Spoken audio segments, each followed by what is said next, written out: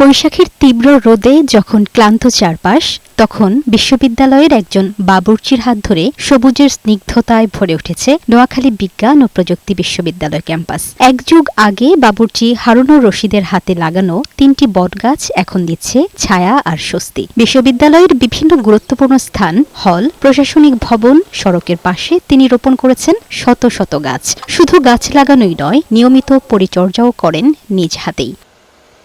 বট, অর্জুন, কৃষ্ণচূড়া থেকে শুরু করে আম, জাম, লিচু, কাঁঠাল সহ নানা প্রজাতির গাছে ভরে উঠেছে ক্যাম্পাসটি। প্রথমে তালের আটি ও একটি জামরুল গাছ দিয়ে শুরু করে আজ তিনি লাগিয়েছেন প্রায় ১৫০০ গাছ। গাছগুলা দেখে সবাই রক্ষণাবেক্ষণ করে, নষ্ট না করে, না যেন ভাঙচুর করে, এটা আমার আবেদন। বাকি জীবনে আমি যে কয়দিন আছি এই কয়দিন আমি লাগিয়ে যাব।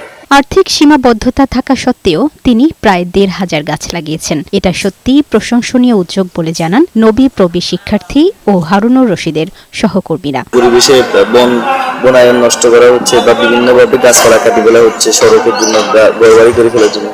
এই মুহূর্তে এই সকল উদ্যোগগুলোকে অ্যাপ্রিসিয়েট করি। নিঃসন্দেহে হারুন মামা একটা খুবই ভালো কাজ করছে। ডিফারেন্ট টাইপস অফ গাছ হচ্ছে উনি এখানে রোপণ করেছে এবং সম্পূর্ণ নিজ উদ্যোগে।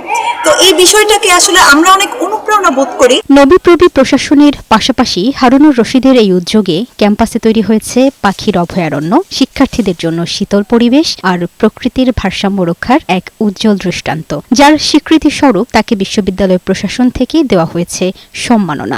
পরিবেশের প্রতি যে একটা দরদ ভালোবাসা আছে তার একটা বহিঃপ্রকাশ। পরিবেশ বিজ্ঞান ও দুর্যোগ ব্যবস্থাপনা বিভাগ থেকে ওনাকে আমরা একটা ক্রেস্ট উপহার দিয়েছি। তার নিয়ে ওনাকে আশ্বাস দিয়েছি ভবিষ্যতে আমাদের সুযোগ আমরা থাকলে আমরা অবশ্যই ওনাকে এইভাবে সহযোগিতা করব। লামিয়া আক্তার, বৈশাখী সংবাদ।